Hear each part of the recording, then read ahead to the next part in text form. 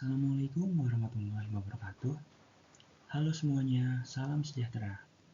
Saya Royan Muhammad Devi Prasetyo dengan nomor induk mahasiswa 2502001022295. Dan pada kesempatan kali ini, kita akan membedah sebuah isu yang sangat dekat dengan keseharian kita, namun seringkali menjadi bom waktu bagi masyarakat, yaitu fenomena pinjaman online.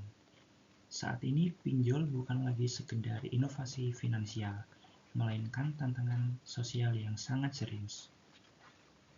Sebagai mahasiswa, kita perlu melihat kondisi ini bukan hanya sebagai masalah, tapi sebagai panggilan untuk melakukan perubahan.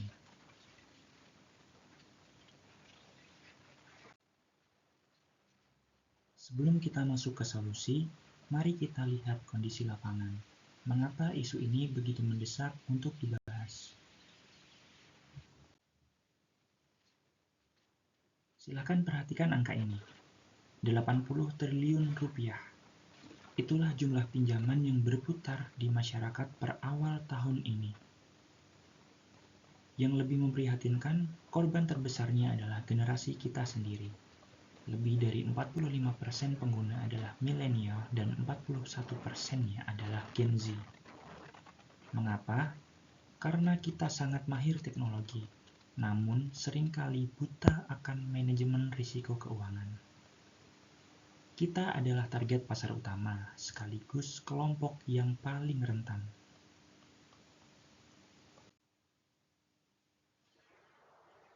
Pinjaman online atau pinjol menawarkan janji manis, cair dalam 5 menit tanpa jaminan. Namun, kemudahan ini seringkali menjadi jebakan bagi mereka yang meminjam demi gaya hidup atau kebutuhan konsumtif. Pola gali lubang tutup lubang menjadi awal dari kehancuran finansial.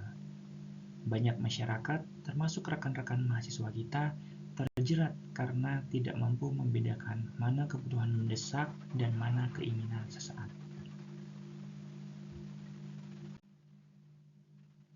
Lalu, apa yang harus dilakukan pemerintah? Ya, tentunya pemerintah harus hadir sebagai perisai. Pertama, melalui OJK atau Otoritas Jasa Keuangan, regulasi harus semakin ketat. Batasan bunga harian harus diawasi agar tidak mencekik, dan UU P2SK harus ditegakkan untuk melindungi data pribadi kita. Yang kedua, melalui Satgas Pasti. Pemerintah harus proaktif, bukan hanya menunggu laporan, tapi memburu dan memblokir pinjol ilegal sebelum mereka sempat memakan korban. Penegakan hukum harus dilakukan sampai ke akar-akarnya agar ada efek jerah. Selanjutnya, dari sisi konsumen, kunci utama menghindari jebakan utang adalah menjadi konsumen yang cerdas. Pertahanan terbaik adalah melalui edukasi. Konsumen harus cerdas dengan rumus, logika, dan legal. Legal berarti selalu cek daftar OJK melalui kontak 157. Jangan pernah meminjam dari aplikasi yang tidak terdaftar. Logika, yakni gunakan prinsip 30%, di mana cicilan utang tidak boleh lebih dari 1/3 pendapatan yang kita terima. Jika tujuannya hanya untuk pamer atau gaya hidup, berhentilah. Pinjaman online seharusnya menjadi solusi produktif, bukan beban konsumtif. Ya, bisa teman-teman sekalian lihat di layar, perbedaan antara pinjaman online yang legal dan ilegal sangatlah jelas. Pinjaman online ilegal akan meminta akses ke seluruh kontak dan galeri foto Anda. Ini adalah bahan mereka untuk melakukan teror dan penyebaran data. Sementara pinjol yang legal hanya diizinkan mengakses camilan kamera, mikrofon, dan location. Memahami tabel ini bisa menyelamatkan masa depan seseorang.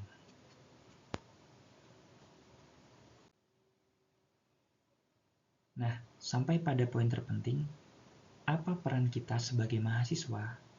Kita bukan hanya penonton, tapi kita adalah agent of change. Memanfaatkan intelektualitas dan jaringan untuk memutus rantai jeratan pinjol. Ada 3 aksi nyata yang bisa kita lakukan. Yang pertama adalah edukasi sebaya. Jangan biarkan teman di sebelah kita meminjam pinjol untuk bayar UKT atau beli gadget baru tanpa mengetahui risikonya. Berikanlah literasi yang memadai. Selanjutnya, kampanye digital. Kita adalah penguasa media sosial. Gunakan konten kreatif untuk menyebarkan bahaya pinjol ilegal. Satu konten edukasi dari Anda semua bisa mencegah 1 orang dari bunuh diri akibat teror yang disebabkan oleh pinjol. Selanjutnya adalah advokasi. Jika ada masyarakat di sekitar kita yang sudah terlanjur terjerat, bantulah mereka. Tunjukkan cara melapor ke Satgas OJK atau kepolisian, jangan biarkan mereka merasa sendirian. Baik, sebagai penutup, pinjol adalah alat. Di tangan yang salah, ia menghancurkan. Di tangan yang bijak, ia membantu. Mari kita mulai dari diri sendiri untuk bijak berfinansial dan mengajak lingkungan sekitar kita untuk bangkit dari jeratan utang. Mari bijak berfinansial demi masa depan yang lebih cerah. Terima kasih atas perhatiannya. Apabila ada kurangnya saya mohon maaf. Wassalamualaikum warahmatullahi wabarakatuh. Terima kasih.